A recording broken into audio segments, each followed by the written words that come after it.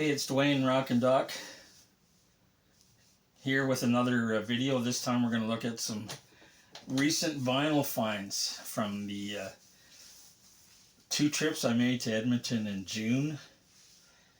First time was about a week and a half ago. Had to go for an eye doctor appointment with the specialist. Here in Lloyd, we don't have a lot of specialists, so we end up driving to Edmonton or Saskatoon quite a bit to see specialists. Anyways, that's why I went, and when I was done, I stopped in at one of the record stores in Edmonton, one of the larger used record stores, which I haven't been in, I think, since before Christmas. Because like I said in one of my other videos, this year I decided I'm not doing any highway driving in the winter, starting with this past winter. So I didn't make any trips to Edmonton till I think it was middle of April after the snow all melted. Anyways, I hadn't been into it's called Record Collector's Paradise. I hadn't been in there since before Christmas, so finally made it in after a long period of not being there. And I went in. They have two shops now. Their main store, Record Collector's Paradise, and then they have another store that's in the same building called, what is it called? I forget what it's called. Anyways, North Wing Records, I think is what it's called. And it's, like I said, it's in the same building, but you have to go outside and go in a different door to get to the other part. Anyways, I stopped there first, and what they do is they usually put out stuff from large collections they buy, and they switch it around every I don't know, 2, 3, 4 months. This time around, they had like 2 rows of blues stuff, and then the rest of the store was mostly 12-inch singles. They had like 6 or 8 rows of those, and then some cheapy stuff along one wall. But anyways, I did go through the blues section. I picked up a couple of things.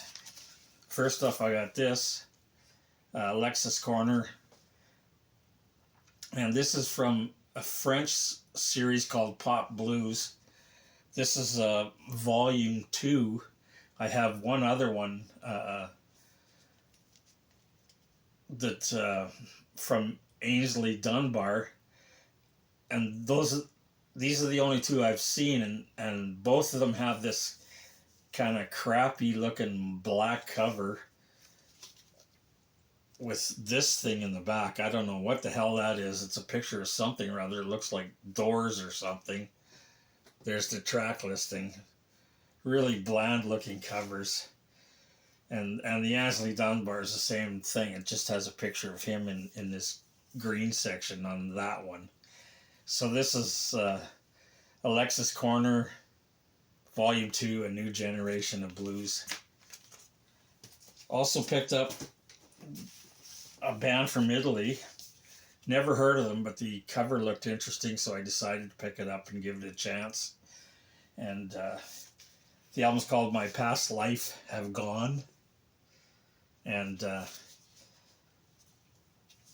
it's kind of a groovy, kind of mellower kind of blues with both female and male singer. There's the girl in the band right there, and that's a picture, not a very good picture of her on the back. There's the track. Oh no, that's the guys in the band on the top. And this is an Italian pressing, and I couldn't find any information on this band, whether they're actually an Italian band, because none of their names sound very Italian, but I'm not sure. And it's a not a bad record. It's one of those, like, if you're just sitting around having a beer or having a toke, you just want to mellow out, maybe you could put this on. I don't do either of those anymore, so I'd just be sitting around drinking a Coke Zero. Anyways, the band's called Loose Lips. Also picked up another one from Gary Goldberg. This one's Gary Goldberg Reunion. I have a couple of his other albums, so I saw this one and decided to pick this one up because the other two are really great blues albums. There's the track listing on the back, and he usually has quite a few well-known guests playing on his albums. Who's on this one? Charlie Musselwhite's on here. Harvey Mandel's on here. Those are probably the only two I'm really familiar with. Oh, and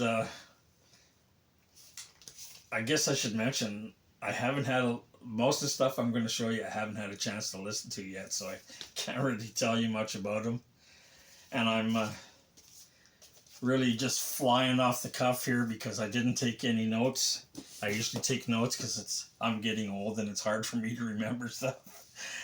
So I usually write notes on so I can tell you a little bit about it. But this time we're just going to fly right through it. Okay, so after being in the North Wing section of Record Collector's Paradise, I went into the main building, or the main shop. Picked up a few things there. Got this Spooky Tooth. I don't have any Spooky Tooth, and I've been meaning to give them a try, see if I like any of their stuff. But I picked this one because I like that song, Tobacco Road. And this is, I'm not sure, this may be their first album. If not, it's one of their earlier ones, just called Tobacco Road. So give that a spin, see if I like them. If I do, I'll get some more. Picked up another one that I have on CD, I've had for quite a while. Haystacks Balboa. This is their self-titled one and only album that they released in 1970. This one is actually, I think this is a unofficial reissue from the mid-2000s, I think. And there is some other, I've seen other unofficial reissues with a different cover, because I think the CD I have has the different cover is just a picture of a kind of a weird looking gas mask on the front. But anyways, if you're in a 70s hard rock with lots of organ and little touches of prog, you'd probably really like this. It's a really great album. I highly recommend this one. Then I also asked them about a soundtrack that I have. I was looking for an upgrade. The one I have is in pretty rough shape.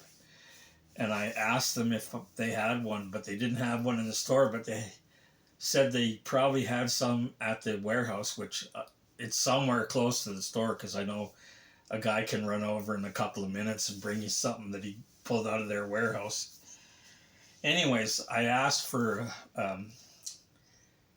if they had any copies of this one, the soundtrack for Wild Angels. It's one of those sort of exploito biker movies.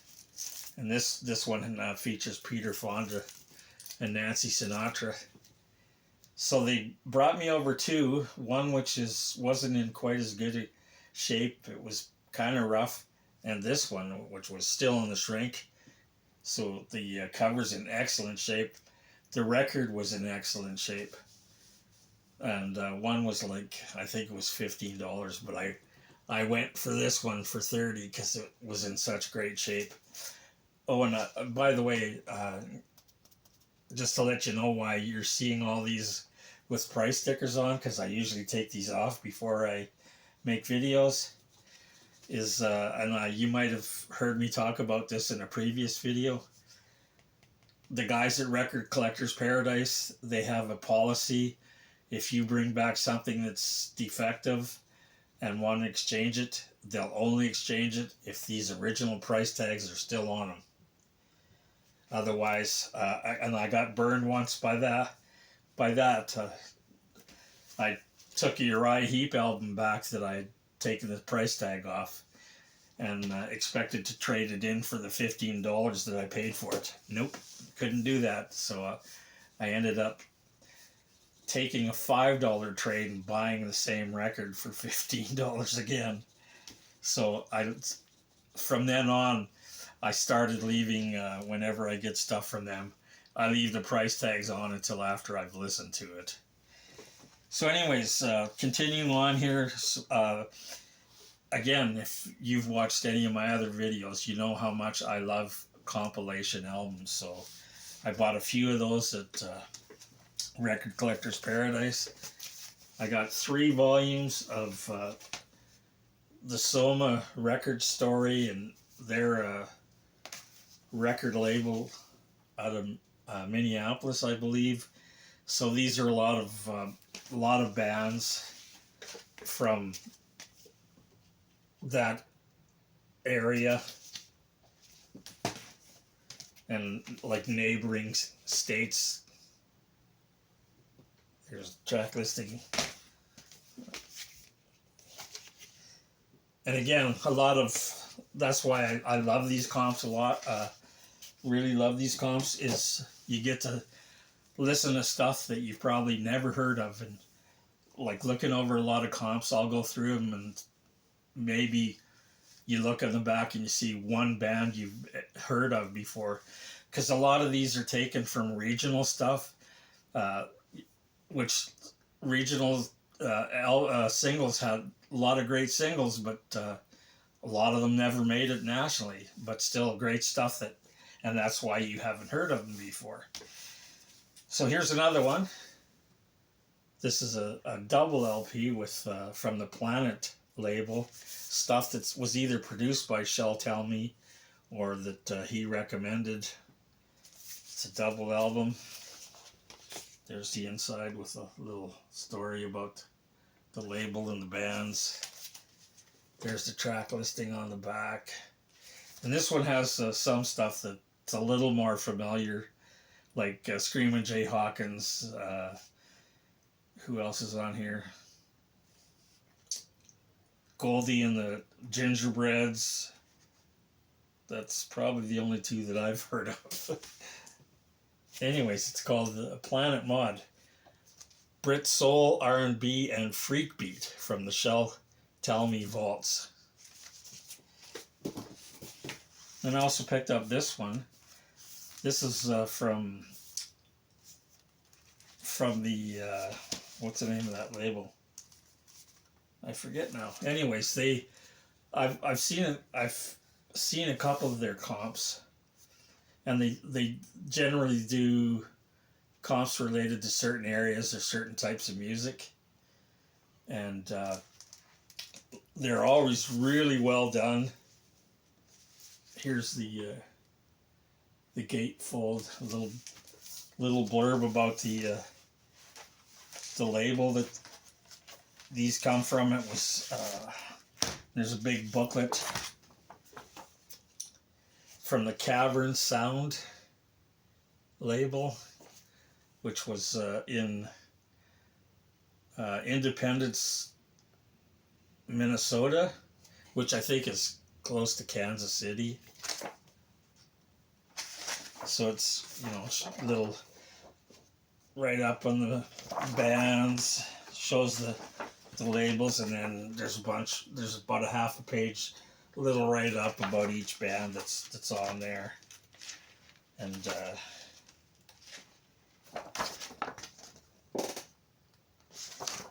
again, these are probably, a lot of these are bands you've never heard of. And then there's a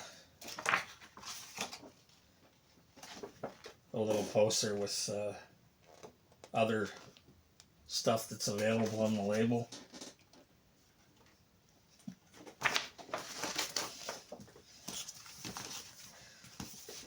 So that was it for my first trip to Edmonton, and then I did go back. I went back yesterday to go to a guy I know. He was putting on a big record sale in his garage, and I wanted to get some cheap stuff. So I had a bunch of stuff to put in that I could resell, put in my $5 bins. So I got some cheaper stuff, not cheap, not as cheap as I wanted to, because selling them for $5, and a lot of them I wouldn't sell for more than $5 because they're just not worth more than $5. So I'm not making a lot of money on those. I was hoping to get at least 100 or more of those cheaper ones to put in my $5 bins, but he just didn't have the selection he had. He did it again last year. I went last year and got a whole bunch of stuff, but he didn't have the selection of stuff that he had this year. So I only got about 55 records that I'm gonna resell. They're just down here. You can't see it. It's just out of the range.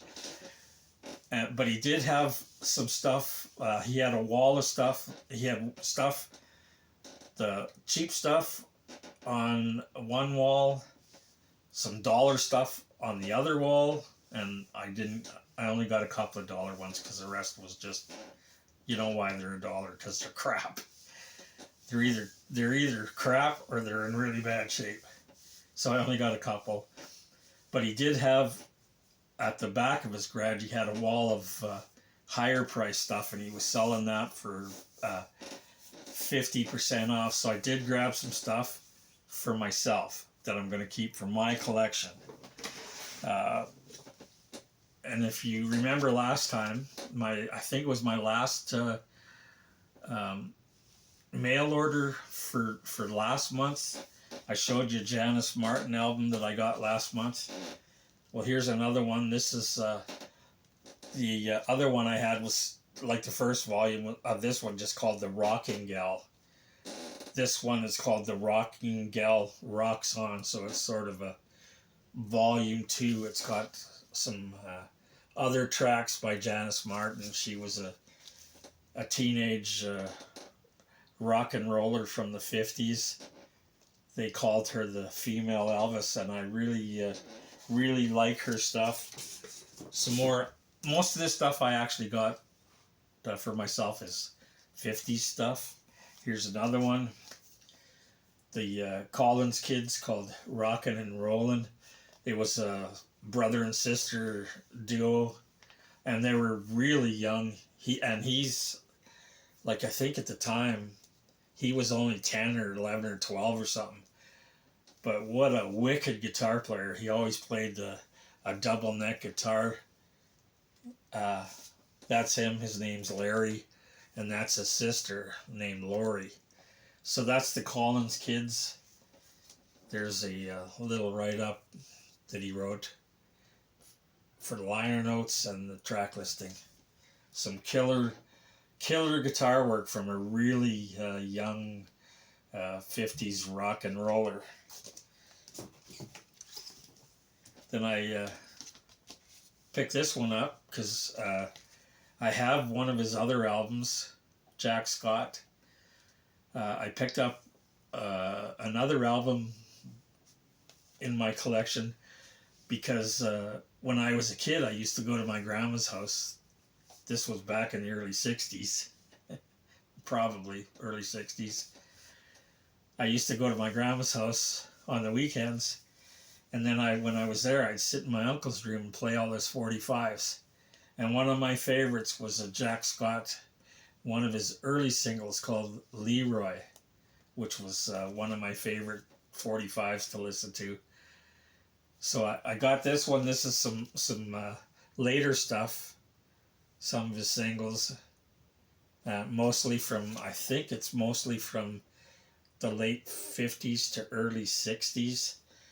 This one's called Jack Scott on Groove. So another 50 stuff. Here's some more 50 stuff. This is the Johnny Burnett trio. This is a double collection of stuff from him. There's a little blurb. Starts on the back and then go to the inside. Here's the track listing. He was quite big in the late 50s, early 60s. So there, another one I got. And then this one, the Champs, probably, well, maybe not you younger folks, but probably all us older folks will remember that song, Tequila. And this is an album of instrumental stuff with their big hit, Tequila, on it. That's the Champs. Those other records were mostly German imports. Now we're getting into some, this is a UK import. I believe, no, this is from the US import. Barry Mann. Here's another one of my favorite tracks when I was younger. Who Put the Bomp? And then if you remember that song. Who put the bomp in the bomp? Shabomp, shabomp. So that's Barry Mann. There's the track listing. So that was it for the, mostly for the 50s stuff. I did pick up, once again, you know how much I love compilation albums. So I couldn't go away without picking up some comps. Here's one called Whale on the Beach, which, again, a bunch of stuff from the 60s. And you see on the cover there, it says 16 Hot Rod and Surf Sizzlers. And I bought this mainly for the cover art. I'm a real sucker for cover art like that. There's the track listing again. And again, I'm not, at least I'm not very familiar with any of the bands on there. Here's, this one's from England, I think. It's called Jukebox at Eric's. This is volume 1. And if I remember correctly, this was put together by the DJ I think he worked at this club at Eric's. And this is the kind of stuff you'd find in their jukebox, I believe, was the story behind this one. And there is a 2 or 3 volumes of this, I think, and this is volume 1. Again, great cover art. The Jukebox at Eric's. Now here's one from Rhino Records. This is called Teenage Tragedy, and if you see up here, Torrid Tales of Terminal Teens. So these are those kind of tear-jerking songs about somebody whose boyfriend or girlfriend gets killed, usually in a car accident. So there's the track listing on the back. I'm sure you're quite familiar with most of those tracks. You know, this is remember hearing those records, a little tear would be rolling down your cheek because they were so sad.